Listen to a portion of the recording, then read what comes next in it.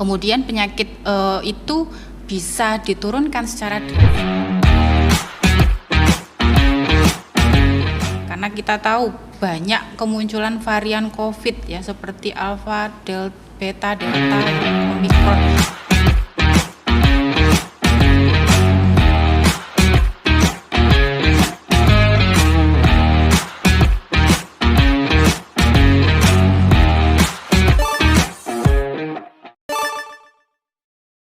Halo Sobat Peneliti Indonesia, Assalamualaikum warahmatullahi wabarakatuh. Jumpa kali ini dengan saya Ria dalam acara podcast R.C. Gerrit Institute of Tropical Disease Universitas Airlangga. Ini acara perdana kami dari podcast R.C. Gerrit ITD Universitas Airlangga. Di sini kami ingin berbagi informasi terkait aktivitas riset atau penelitian yang ada di R.C. Gerrit ITD Universitas Airlangga. Di mana di era pandemi ini kita mungkin masyarakat umum sering mendengar di media elektronik atau media sosial terkait dengan istilah-istilah kesehatan seperti apa itu virus, kemudian itu infectious disease atau metode-metode cara untuk deteksi virus itu sendiri seperti real time PCR. Nah, di sini di Universitas Airlangga ada satu pusat atau lembaga penelitian yaitu Institute of Tropical Disease atau kita bisa singkat dengan ITD. Mungkin masyarakat sudah banyak mendengar karena kita di ITD ditunjuk sebagai salah satu laboratorium untuk deteksi COVID-19. Di ITD sendiri kita ada satu unit baru yang dinobatkan sebagai pusat unggulan IPTEC yaitu R.C. Gerrit Research Center on Global Emerging and Re-emerging Infectious Disease. Di sini mungkin banyak orang-orang penasaran apa sih itu R.C. Gerrit, aktivitas apa saja yang dilakukan dengan di R.C. Gerrit itu sendiri. Di sini kami akan berbincang-bincang dengan Ketua R.C. Gerrit yaitu Ibu Laura Nafika Yamani PhD. Halo Ibu Laura. Halo Mbak Ria. Gimana kabar hari ini Bu Laura? Alhamdulillah baik. Mbak Ria sendiri gimana kabarnya? Alhamdulillah sehat. Mungkin di sini kita akan berbincang-bincang dengan Ibu Laura terkait dengan R.C. Gerrit itu sendiri. Yeah. Gimana dengan situasi COVID ini Bu Laura? Saat ini ya. Jadi kalau kita melihat kondisi COVID yang ada di Indonesia itu alhamdulillah ya masih terkontrol, terkendali karena kasusnya juga masih stabil ya. Kemudian juga positivity rate-nya juga masih rendah. Jadi kita berharap bahwa kondisi ini stabil seterusnya sampai di akhir tahun bahkan nanti di awal tahun 2022 gitu ya. Tetapi ini tentu saja perlu upaya sinergisitas ya antara pemerintah dengan masyarakat. Jadi jangan sampai kemudian situasi seperti saat ini yang kondusif gitu ya kemudian dimaknai oleh masyarakat oke, aman gitu ya untuk melakukan perjalanan, untuk melakukan liburan seperti itu. Ini nanti yang dikhawatirkan akan terjadi peningkatan kasus karena kita tahu Mbak Ria ini kan sedang hangat-hangatnya ya isu tentang Omicron ya, varian Omicron. Nah ini kalau kita tidak waspada, kita tahu bahwa setelah dari pernyataan Badan Kesehatan Dunia ya WHO itu menyampaikan bahwa varian Omicron ini jauh lebih menular dibandingkan dengan varian Delta, sampai bahkan 5 kali ya daya penularannya itu. Jadi kita berharap masyarakat tetap waspada ya, masyarakat tetap bisa bersikap bijak gitu ya ketika melakukan aktivitas di luar rumah, mobilitas di luar rumah. Ini tentunya dengan upaya 3M ya. Jadi protokol kesehatan itu menjadi harga mati ya pada kondisi pandemi COVID. Baik Ibu Laura, sebelum ke topik acara, Ibu Laura sudah menjelaskan banyak sekali tentang kondisi atau situasi COVID yang sekarang ada di Indonesia dan strain baru Omicron sendiri. Di sini banyak masyarakat yang penasaran, ada unit baru di ITD, R.C. Gerrit Bu Laura. Kami ingin tahu apa sih R.C. Gerrit itu sendiri, kemudian aktivitas-aktivitas riset atau penelitian dilakukan oleh peneliti R.C. Gerrit itu apa sih? Mungkin banyak yang bingung Research Center on Global Emerging and Re-emerging Infectious Disease. Namanya saja sudah keren sulit ya, ya. mungkin sulit dipahami oleh masyarakat umum. Ya, mungkin Ibu Laura bisa menjelaskan ke kita apa sih kegiatan atau aktivitas yang dilakukan di RC Gerit.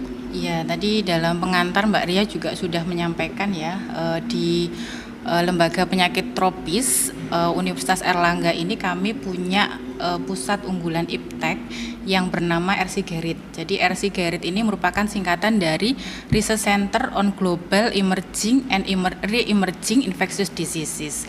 Jadi pusat riset ini memang fokus ya penelitiannya terkait dengan penyakit-penyakit infeksi, emerging dan re-emerging.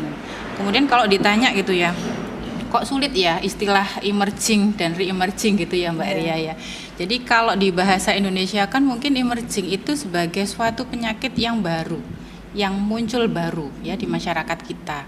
Jadi bisa didefinisikan secara lengkapnya itu seperti ini. Jadi penyakit emerging itu penyakit yang memang belum pernah ada di masyarakat kita ya, di populasi manusia, kemudian juga belum pernah menginfeksi ya pada manusia. Nah, kemudian penyakit ini tuh asalnya ya kebanyakan memang dari hewan. Jadi sifatnya itu biasanya zoonosis gitu. Jadi kalau di analisis, di investigasi itu memang mayoritas penyakit-penyakit emerging, re-emerging itu asalnya dari penyakit hewan. Jadi karena ada kontak erat antara hewan dengan manusia. Nah, ini yang kemudian berpotensi untuk memunculkan penyakit baru. Karena kan sebelumnya ya mungkin aktivitas manusia itu tidak terlalu seperti saat ini gitu ya, dengan teknologi yang semakin berkembang, semakin maju ya, mobilitas manusia pun juga bergerak ya dari satu daerah ke daerah lain itu cukup cepat. Kemudian juga kita melihat bahwa dengan teknologi yang berkembang ini kemudian ada area-area habitat asli dari hewan-hewan liar yang kemudian digerus ya. Nah, ini yang kemudian memunculkan situasi di mana hewan-hewan liar itu mencari tempat tinggal baru. Nah, mereka kemudian dekat dengan kita. Nah, ini yang beresiko ya untuk menyebarkan penyakit hewan kepada manusia karena memang ada kontak erat antara manusia dengan hewan. Ya, baik Ibu Laura. Jadi penyakit re-emerging itu berarti penyakit infeksi baru. Ya, bedanya apa sih emerging dan re-emerging gitu ya. Kalau emerging itu kan penyakit baru yang muncul di masyarakat kita gitu ya, di populasi manusia. Jadi belum pernah ada. Sedangkan penyakit re-emerging, re itu kan asal katanya dari kembali ya. Jadi kembali muncul. Jadi bisa dimaknai sebagai penyakit itu sebetulnya sudah pernah ada menjadi suatu masalah kesehatan global ya pada masa lampau, pada saat sebelumnya. Kemudian penyakit itu bisa diturunkan secara drastis ya, atau bahkan mungkin hilang gitu ya. Tapi pada kenyataannya gitu kan, penyakit yang lama itu muncul kembali ya menjadi suatu masalah kesehatan baru ya, masalah kesehatan masyarakat yang baru seperti itu. Dan kadangkala ya penyakit-penyakit re-emerging itu merupakan suatu penyakit lama tapi munculnya itu dengan gejala klinis yang baru. Jadi kita tahu juga mungkin masyarakat juga banyak mendengar ya istilah mutasi gitu ya. Jadi membentuk suatu varian baru ya pada jenis-jenis virus gitu kan. Misalkan saat ini pandemi Covid ini kan ada kemarin alfa, beta, kemudian delta sampai pada akhirnya sekarang omikron ya. Nah, ini juga yang kemudian dikhawatirkan ya, gejala klinis yang muncul ini juga tidak seperti yang di awal ya, seperti itu. Atau bisa kita contohkan ya penyakit re-emerging ya, sebetulnya COVID itu kan disebabkan oleh virus SARS ya, SARS-CoV ya. SARS-CoV itu kan dari coronavirus ya, dari coronavirus. Nah, jenis virus ini tuh pernah muncul sebelumnya di Cina ya, waktu itu tahun 2002 ya, tapi kemudian muncul dengan strain yang baru ya, sehingga Badan Kesehatan Dunia ini menamakan menjadi SARS-CoV-2 ya, karena memang secara identifikasi genetiknya itu ada perbedaan antara SARS-CoV dengan SARS-CoV-2. Nah, ini kan juga bisa dimasukkan ke dalam kelompok penyakit re-emerging seperti itu. Ya, baik Bu Lara. Mungkin sobat peneliti Indonesia sekarang sudah mulai paham ya apa itu penyakit re-emerging dan re-emerging. Jadi untuk penyakit re-emerging berarti penyakit lama yang muncul kembali. Padahal seperti penyakit-penyakit lain, penyakit lama yang muncul kembali harusnya sudah ada obat atau vaksinnya. Lah kenapa itu kok bisa muncul kembali ya Bu Laura? Mungkin faktor-faktor apa yang bisa menyebabkan harusnya sudah ada obat dan vaksinnya kok bisa muncul kembali? Mungkin bisa dijelaskan Bu Laura? Ya, sebagai contoh juga Mbak Ria, kalau ditanya terkait dengan penyakit re-emerging gitu ya, kita pernah ada wabah penyakit polio. Jadi waktu itu memang penyakit polio ini menjadi suatu penyakit baru ya. Jadi disebabkan oleh virus polio ya. Kemudian banyak peneliti ya pada saat itu kemunculan virus polio ini ingin menemukan suatu pengobatan ya. Ini ada suatu penyakit yang menyebabkan kelumpuhan ya otot pada banyak orang. Nah, kemudian bagaimana caranya bisa dicegah gitu ya. Kemudian juga bagaimana bisa diobati. Dan waktu itu sama halnya dengan pandemi Covid ya, banyak peneliti yang kemudian berusaha untuk mengembangkan vaksin ya, vaksin polio. Dan pada akhirnya juga sudah ditemukan ya vaksin polio, dan memang nggak bisa dalam waktu yang singkat ya untuk bisa melakukan penurunan ya kasus untuk penyakit polio ya, butuh bertahun-tahun ya waktu itu sampai pada akhirnya berhasil vaksin ini bisa tidak hanya menurunkan kasus tapi juga melakukan eradikasi, jadi memberantas tuntas ya. Jadi tidak ditemukan lagi penyakit polio di dunia. Tapi pada kenyataannya ini ternyata ditemukan juga ya beberapa kasus walaupun tidak banyak. Nah, ini yang dikhawatirkan polio yang muncul kembali ini merupakan wajah baru. Ya, wajah baru yang mungkin polio ini yang tidak bisa terrecognize ya oleh seperti vaksin yang sudah ditemukan itu ya. Jadi vaksin polio yang sudah berhasil untuk mengeradikasi ya penyakit polio, tapi ternyata muncul dengan wajah baru. Nah, ini yang harus terus dimonitor ya, apakah betul virus polio yang baru ini berbeda ya dengan yang sebelumnya. Nah, kalau berbeda ya bagaimana upaya antisipasi supaya penyebaran dari virus polio yang dengan wajah baru ini tidak berkembang cepat gitu ya. Nah, ini yang harus dilakukan penguatan dari sistem surveillance kesehatan yang ada, saya rasa tidak hanya di negara-negara tertentu ya, tetapi juga di seluruh negara seperti itu. Oh iya.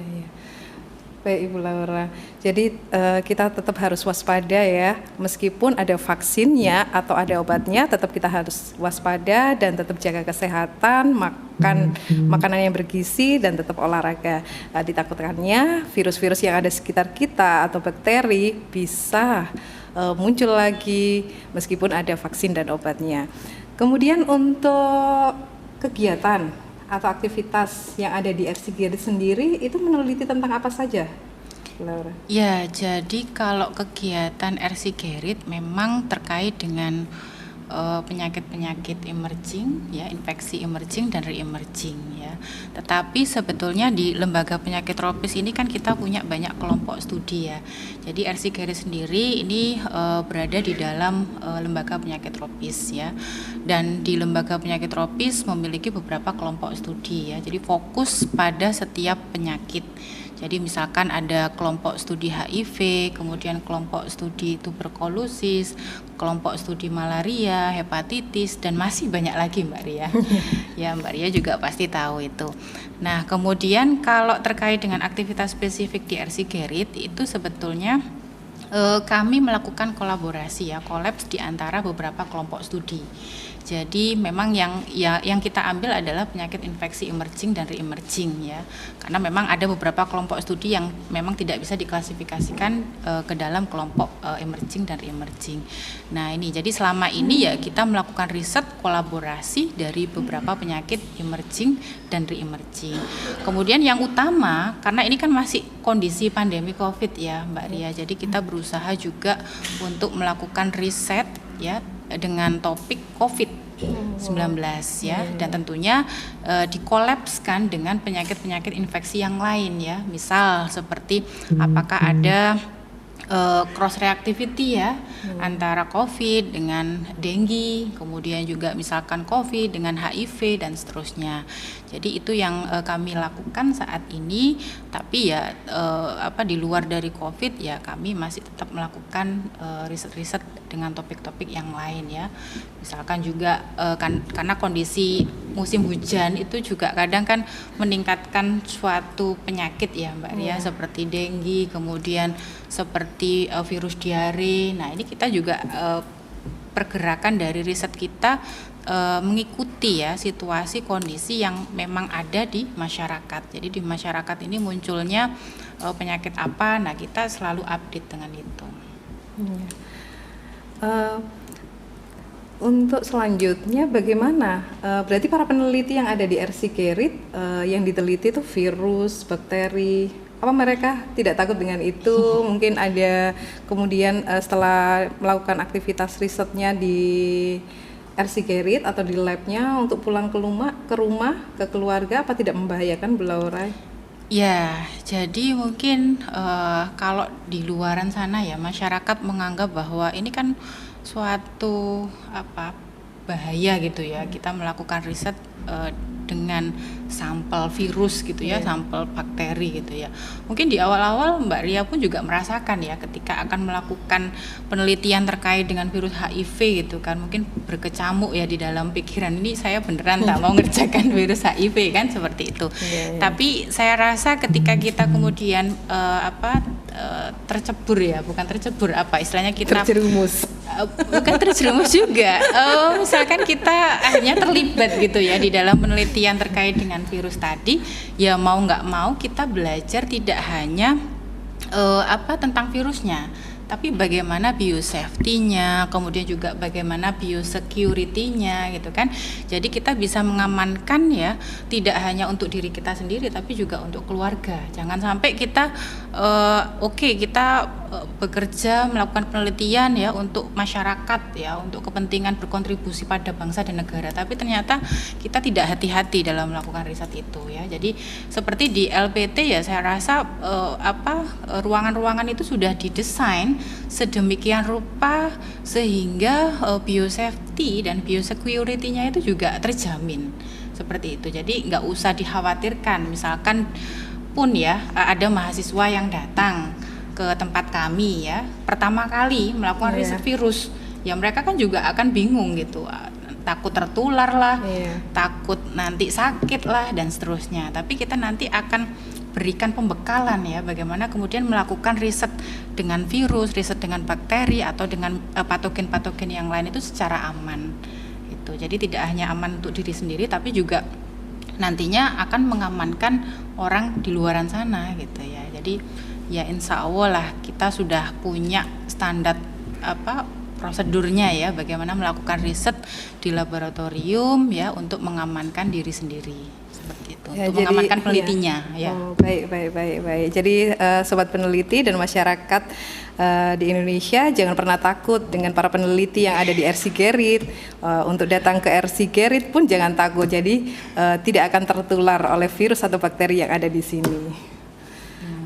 Kemudian untuk pemeriksaannya sendiri, kalau di RC-Kerit sendiri, teknik apa atau metode apa, bagaimana caranya untuk mengidentifikasi, mendeteksi virus ini adalah ada virus HIV, ada virus dengue, kemudian ada COVID? Ya, jadi menarik sekali ya Mbak Ria. Kalau kita melihat perkembangan saat ini ya, ini kan sudah revolusi industri 4.0 atau bahkan di banyak negara itu sudah melewati itu ya, sudah menuju ke 5.0. Jadi kita lihat perkembangan dari teknologi deteksi ya untuk bidang-bidang kesehatan itu juga semakin berkembang pesat ya. Jadi kalau dulu mungkin kita sangat terbatas ya alat-alatnya. Jadi kita mungkin ya bisa dikatakan ketinggalan ya dengan negara-negara lain. lain yang lebih maju gitu kan. Tapi saya kira dengan kondisi pandemi seperti saat ini ya, pemerintah kita sudah lebih bisa ya berpikir, lebih bisa mempertimbangkan bahwa riset-riset ya di laboratorium khususnya itu sangat penting untuk dilakukan ya. Ini tujuannya adalah agar kita bisa mandiri. Jadi kita tidak hanya sekedar mengandalkan dari negara lain ya. Seperti contoh ya, saat ini kita berupaya di UNER ya, Universitas Airlangga ini mengembangkan vaksin. Ya, jadi kalau sebelum-sebelumnya ya, sejak awal kemunculan dari vaksin itu kan banyak peneliti yang kemudian mengejar ya bagaimana bisa melakukan pembuatan vaksin ya. Nah ini kita juga nggak boleh ketinggalan ya. Jadi banyak peneliti Indonesia pun juga yang berupaya untuk ke arah sana gitu kan. Tetapi ya tentu saja kita ada keterbatasan ya, karena teknologi yang kita punya itu juga bisa dikatakan masih belum mumpuni ya untuk bisa melakukan riset-riset yang lebih maju ya seperti negara-negara maju. Tapi dengan adanya kondisi seperti ini ya, saya kira ambil contoh yang sederhana ya, alat PCR ya itu tidak hanya dimiliki oleh lembaga riset atau laboratorium yang di kota-kota besar ya, tapi juga di daerah-daerah mungkin kabupaten itu juga sekarang sudah punya. Nah kalau untuk di lembaga penyakit tropis sendiri atau di RC Gerit itu kami memiliki beberapa fasilitas laboratorium ya, terutama kalau yang di kondisi pandemi COVID ini kita kan memerlukan satu alat yang sophisticated, yang modern, yang bisa mendeteksi whole genome sequence dari COVID ya, karena kita tahu banyak kemunculan varian COVID ya seperti alpha, beta, delta ya, omikron. Itu kalau kita tidak punya alat itu ya kita tidak berhasil ya untuk bisa mengidentifikasi. Tapi apakah kita semampu negara-negara maju? Tentunya masih belum, Mbak Ria. Karena seperti omikron ya, omikron itu kalau di negara seperti AS itu berhasil diidentifikasi kasus-kasus baru yang muncul ya, mereka bisa menginformasikan bahwa berapa persen sih dengan varian delta, berapa persen sih dengan varian omikron. Bahkan sampai saat ini ya, yang tadinya delta itu menjadi varian dominan itu sudah tergantikan oleh omikron. Jadi 70% itu berasal dari varian omikron, sedangkan sekitar 25% itu berasal dari delta itu. Nah ini yang kemudian harus kita kejar ya, kita ya paling tidak kita memiliki fasilitas walaupun tidak banyak. Jadi di LPT punya alat untuk pemeriksaan whole genome sequencing yang biasa disebut sebagai next generation sequencing machine. Kita punya satu alatnya. Kemudian kalau untuk alat-alat yang lain saya kira juga cukup banyak, bervariasi ya Mbak Ria. Jadi setiap kelompok studi yang ada di lembaga penyakit tropis pun juga memiliki fasilitas yang cukup lengkap gitu kan. Mereka bisa melakukan pemeriksaan, melakukan penelitian ya terkait dengan sampel masing-masing seperti itu. Sedangkan untuk RC Gerit pun kita juga melakukan kolaborasi. Ya, melakukan kolaborasi, kita bisa memanfaatkan juga fasilitas yang dimiliki oleh lembaga penyakit tropis ya, seperti itu. Dan ya kita inginnya juga nanti kedepannya kita berkembang, kita bisa memiliki alat yang juga lebih sophisticated ya, karena dengan banyaknya alat laboratorium yang lebih sophisticated ya tentunya akan menghasilkan hasil-hasil penelitian yang juga baik gitu kan, sehingga itu nanti akan bisa dimanfaatkan untuk masyarakat ya, hasilnya seperti itu. Wah, berarti RC Gerit sendiri di LPT ini cukup lengkap sekali ya untuk alat-alatnya. Ya, mudah-mudahan kita sampai saat ini bisa melakukan penelitian ya dengan fasilitas yang ada, tapi tentunya kita tahu bahwa perkembangan riset itu kan juga cukup cepat ya Mbak Ria. Jadi kita juga harus update dengan adanya alat-alat laboratorium yang lebih baru gitu ya. Jadi kalau zaman saya waktu sekolah gitu ya, waktu menempuh PhD itu di Kobe University, itu pertama kali saya tahu ada alat sequencing ya, yang alat sequencing yang dengan fasilitas yang cukup bagus ya. Jadi kalau yang saya tahu waktu di Indonesia itu kan hanya sekedar bisa mengidentifikasi satu sekuen. Tapi waktu itu saya baru tahu yang namanya next generation sequencing. Jadi next generation sequencing itu bisa mendeteksi dalam satu sampel itu banyak strain yang bisa teridentifikasi. Kemudian juga kalau memakai next generation sequencing itu juga bisa melakukan identifikasi dari genetik secara whole genome. Ya, ini juga saya kira juga penemuan alat yang cukup baik ya. Jadi kalau dulu ya melakukan sequencing itu butuh bertahun-tahun. Ya, tapi dengan kemunculan dari NGS itu hanya bisa dilakukan cukup bisa dilakukan itu sekitar 1 minggu atau 5 hari lah, 5-7 hari itu bisa mengidentifikasi secara whole genome ya, misalkan pada sampel virus ya. Kalau dulu itu butuh bertahun-tahun ya, berbulan-bulan, ya waktu lama. Menarik sekali penelitian-penelitian yang ada di RC Gerrit ini. Kalau orang awam mungkin Bu Laura bingung karena virus itu kecil, nggak kasat mata ya. Kita tidak bisa melihat gimana sih bentuk virus itu. Tapi di RC Gerrit sendiri di ITD bisa mengidentifikasi mana ini COVID, strain A, strain B. Berarti alat-alatnya cukup canggih. Juga ya Bu Laura? Ya, alhamdulillah karena kita punya NGS ya kita bisa melakukan identifikasi varian. Jadi identifikasi varian itu sebetulnya juga tidak hanya dengan metode NGS ya, bisa menggunakan sequencing tradisional ya, yang manual. Tapi kan itu juga butuh waktu yang cukup lama ya. Kalau dengan NGS mungkin 5 hari, tapi kalau yang dengan manual ya, sequencing biasa itu effortnya jauh lebih besar. Jadi butuh waktu mungkin ya berminggu-minggu bahkan berbulan-bulan gitu kan. Padahal kan kecepatan untuk kita bisa mendeteksi varian itu kan sangat dibutuhkan saat ini. Jadi kita bisa mengetahui bagaimana situasi penyebaran ya, khususnya untuk COVID ini ya, varian apa yang muncul di Indonesia. Nah, nanti itu akan menjadi suatu upaya yang bisa dilakukan oleh pemerintah ya, bagaimana melakukan pengendalian ya dari penyebaran varian baru. Seperti itu. Berarti di LPT ini atau di RC Gerrit ini sudah punya alat-alatnya ya. Padahal ini merupakan virus baru, tapi RC Gerrit atau LPT bisa mendeteksi penyakit baru atau virus COVID baru ini. Sebenarnya untuk metode atau cara deteksinya itu samakah antara satu virus dengan virus lainnya, Bu Laura? Jadi untuk alat yang sekarang ya, yang mungkin sedang dicari banyak peneliti ya, itu NGS ya, karena bisa punya kemampuan mendeteksi varian tadi ya.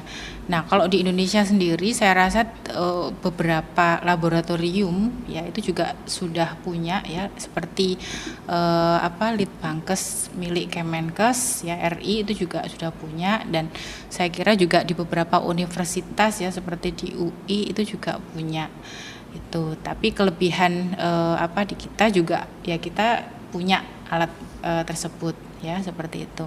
Nah, kemudian kalau ditanya apakah alat-alat yang dimiliki ya untuk deteksi virus itu spesifik sifatnya, itu tentu tidak. Jadi satu alat itu bisa digunakan untuk mendeteksi banyak virus. Ya. Jadi bisa digunakan untuk mendeteksi COVID, bisa mendeteksi virus dengue, kemudian juga virus diare, kemudian juga ada virus hepatitis dan seterusnya ya.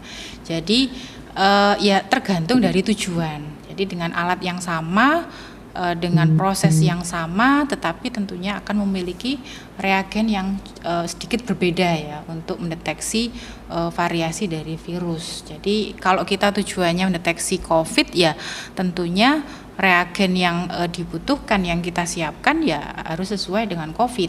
Tetapi ketika kita melakukan identifikasi virus yang lain ya, virus HIV, virus dengue, ya kita siapkan sesuai dengan kebutuhan itu. Jadi jangan dibayangkan kemudian satu alat itu untuk satu virus. betapa penuhnya nanti laboratorium kita, Mbak Ria ya. Jadi memang spesifikasi terkait dengan kebutuhan deteksi virus yang berbeda-beda itu disesuaikan reagennya, tapi untuk alatnya masih sama. Seperti itu. Berarti sangat canggih sekali ya teman-teman. Satu alat bisa mendeteksi banyak virus, banyak jenis virus. Ada virus bisa deteksi virus HIV, virus hepatitis, virus dengue, bahkan virus yang lagi viral sekarang yaitu virus COVID-19. Viral, ya. Virus viral. Iya, kalau di bahasa Inggris kan virus itu viral juga. Oh iya lah. Viral kan? Viral. Iya, viral iya, kan iya. virus ya, virus. Iya. Terus terkait dengan metode, kalau di ITD sendiri, di RC Gerrit sendiri sudah mempunyai alat secanggih itu, bahkan kita sudah di pandemi ini bisa mengatasi, bisa membantu lembaga untuk mendeteksi virus COVID-19.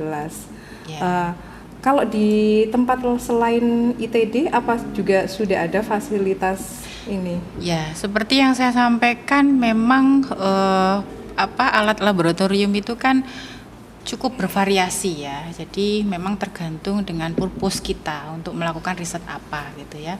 Jadi ada yang seperti yang saya sampaikan tadi itu sifatnya general. Jadi alat yang bisa digunakan untuk berbagai macam virus. Tapi tentunya juga ada alat-alat laboratorium yang sifatnya spesifik ya. Seperti untuk pemeriksaan COVID itu kita juga ada tambahan metode ya. Waktu di awal-awal karena keterbatasan pemeriksaan, kemudian jumlah kasus yang cukup banyak ya, itu yang kemudian kita tidak bisa membendung ya waktu itu, karena alat PCR-nya juga terbatas. Akhirnya pemerintah kita kan menambahkan ya dengan metode baru, yaitu metode TCM. Jadi tes cepat molekular. Tapi tentunya metode ini sebetulnya bukan metode yang betul-betul baru ya. Untuk COVID baru, tapi TCM ini sebetulnya sudah sering digunakan ya, sudah dilakukan pemeriksaan untuk tuberkulosis itu. Tetapi kemudian dialihfungsikan ya waktu di awal-awal kemunculan COVID untuk deteksi COVID ya, seperti itu. Jadi memang sangat beragam Mbak Ria. Mbak Ria pun juga sudah memahami ya situasi yang ada di laboratorium ya. Kemudian juga dengan kondisi alat yang dimiliki ya oleh LPT dan tentunya juga oleh RC Gerrit. Nah, ini kan kita berfokus pada penelitian penyakit emerging dan re-emerging ya. Berarti ini kan sesuatu penyakit baru. Ya, jadi bagaimana kita bisa menyiapkan kan gitu. Kalau yang sudah rutin kita lakukan, kita sudah standby ya. Ya kan, kita yang sudah rutin punya. dilakukan itu untuk screening dia positif atau negatif atau yang lainnya? Ya, kalau yang sudah rutin dilakukan itu memang kita melihat situasi penyakit yang ada di negara kita ini kan beberapa penyakit memang masih kasusnya bisa dikatakan cukup tinggi ya kan. Jadi itu kita mendapatkan sampel ya karena situasinya memang seperti itu. Oke, untuk pertanyaan selanjutnya tentang kesiapan atau tantangan untuk para peneliti RC Gerrit. Kan di RC Gerrit sendiri fokus di penelitian untuk penyakit infeksi emerging dan re-emerging. Bagaimana tantangan bagi para peneliti RC Gerrit untuk menghadapi jika muncul lagi penyakit-penyakit baru mungkin setelah pandemi ini, gimana Bu Laura? Ya, jadi sama halnya dengan penyakit COVID ya Mbak Ria. Jadi COVID ini kan juga awal-awal kemunculan itu kan tidak bisa diidentifikasi ya agent penyakitnya apa gitu ya. Jadi waktu muncul di Wuhan, Cina pada akhir tahun 2019 itu kan kemudian banyak peneliti yang berupaya untuk mencari kira-kira sumber penyakitnya itu apa gitu ya, agent penyakitnya itu apa. Sampai pada akhirnya ketemu bahwa sumber penyakitnya itu adalah virus dan virusnya masuk dalam kelompok coronavirus dan waktu itu itu kemudian bisa diidentifikasi bahwa kemiripan pada kelompok coronavirus itu lebih dekat dengan SARS-CoV. Walaupun tidak mirip 100%, jadi ada perbedaan sekitar 20%. Jadi kalau di virus itu perbedaan 20% kan dinyatakan sudah berbeda ya tipenya. Jadi kemudian WHO menetapkan namanya itu bukan lagi SARS-CoV, tetapi SARS-CoV-2 seperti itu. Nah, ini menjadi tantangan juga untuk RC Gerit gitu ya, ke depannya kita juga akan lebih menyiapkan gitu ya. Kita secara fasilitas ada di lembaga penyakit tropis di RC Gerit untuk mendeteksi ya kemungkinan munculnya agent penyakit yang baru gitu ya. Jadi kita juga akan istilahnya itu siap ya, kemudian juga dengan penguatan SDM peneliti yang kita miliki, kita berharap bahwa ya kita bisa mampu ya membantu tidak hanya untuk masyarakat ya, untuk pemerintah juga gitu kan, untuk bisa menemukan kemungkinan ya adanya penyakit baru. Misalkan nanti di suatu daerah ya, misal ada suatu wabah gitu kan. Nah, ini kita siap untuk diajak bersama-sama ya untuk mengidentifikasi munculnya penyakit baru. Misalkan seperti itu. Oke, untuk pertanyaan terakhir ini mungkin Bu Laura, karena waktunya sudah sangat terbatas, sudah lama juga Bu Laura juga sudah menjelaskan panjang lebar apa itu RC Gerit, kemudian penyakit emerging dan re-emerging infectious diseases yang ada di Indonesia, kemudian aktivitas apa saja yang dilakukan. Mungkin untuk pertanyaan yang terakhir, apa sih harapan dari para peneliti RC Gerit untuk dari hasil-hasil penelitian yang sudah dilakukan terutama di era pandemi untuk penanggulangan wabah COVID-19? Ya, jadi harapan di RC Gerit ya, terutama untuk peneliti yang sudah terlibat gitu kan, memang kita ingin melakukan suatu riset yang tentunya itu akan sangat bermanfaat ya. Jadi kemudian kemanfaatan itu tidak hanya kita rasakan sendiri Mbak Ria, tapi juga bisa dirasakan oleh masyarakat luas. Jadi nanti ke depannya kita berupaya untuk seperti membuat kegiatan-kegiatan yang istilahnya itu adalah memberikan informasi kepada masyarakat atau melakukan diseminasi bahwa ini loh ada penelitian yang sedang dilakukan di RC Gerit, dan tentunya penelitian yang kita lakukan tidak hanya terkait dengan penelitian dasar. Jadi mungkin di awal ya penelitian dasar, identifikasi, deteksi ya agent penyakit, kemudian melihat faktor resiko ya, kemudian melakukan surveillance. Tetapi nanti harapan kita juga kita bisa melakukan penelitian terapan. Jadi kita bisa mengembangkan produk-produk inovasi yang terkait dengan bidang riset yang dilakukan oleh teman-teman peneliti di RC Gerit. Misalkan melakukan pengembangan vaksin, kemudian juga melakukan pencarian ya kandidat dari obat, atau bahkan mungkin saat ini yang difikirkan ya oleh RC Gerit adalah ingin mengembangkan suatu kit diagnostik yang digunakan untuk mendeteksi keberadaan dari agent-agent penyakit itu, karena kita tahu selama ini kit diagnostik yang kita gunakan itu banyak yang import. Ya kan Mbak Ria, jadi kita sangat bergantung, kita tidak mandiri. Nah, oleh karena itu kita berupaya ya untuk bisa ke depannya membuat inovasi terkait dengan produk-produk yang sesuai dengan bidang riset yang ditekuni oleh peneliti yang ada di RC Gerit. Kita berharap itu bisa terwujud Mbak Ria. Tapi untuk ke arah sana memang nggak mudah.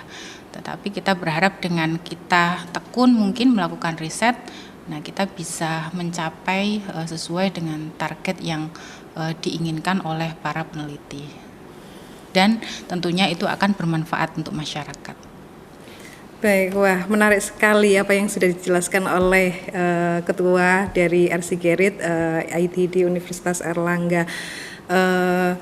Banyak harapan yang kita tunggu dari para peneliti RC Gerit, terutama untuk penanggulangan penyakit yang ada di Indonesia, baik itu yang sudah jadi epidemi maupun sekarang yang lagi jadi pandemi di negara kita. Demikian Sobat Peneliti Indonesia, bincang-bincang kami dengan Ibu Ketua RC Gerrit Institute of Tropical Disease Universitas Airlangga. Semoga acara hari ini bisa bermanfaat bagi masyarakat dan sobat peneliti di Indonesia. Sampai jumpa lagi di episode selanjutnya untuk podcast RC Gerrit Universitas Airlangga. Terima kasih Bu Laura. Sama-sama Mbak Ria. Sampai jumpa lagi. Ya, sekian. Pas dulu ya. Sekian.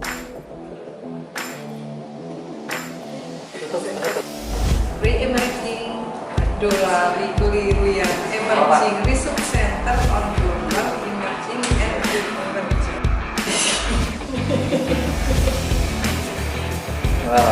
Yang dinobatkan, ada yang dinobatkan